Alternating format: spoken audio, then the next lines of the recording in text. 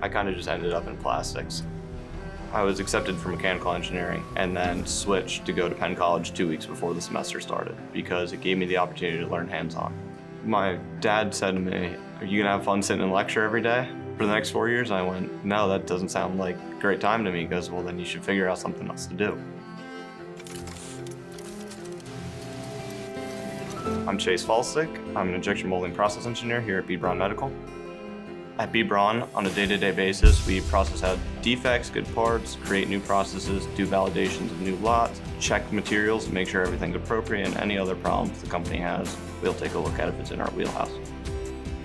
Penn College gives you a really great opportunity to come in, learn hands-on, learn and lecture, but also they teach you the soft skills such as treating your operators well, treating your coworkers well, how to dress appropriately, all that type of stuff.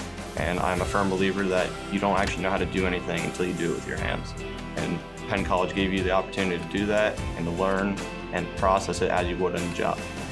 I think if you were going to choose a college that was going to set you up properly for the field, Penn College was the place to go. I would assume it is that way, regardless of the major, but the plastics program specifically is great.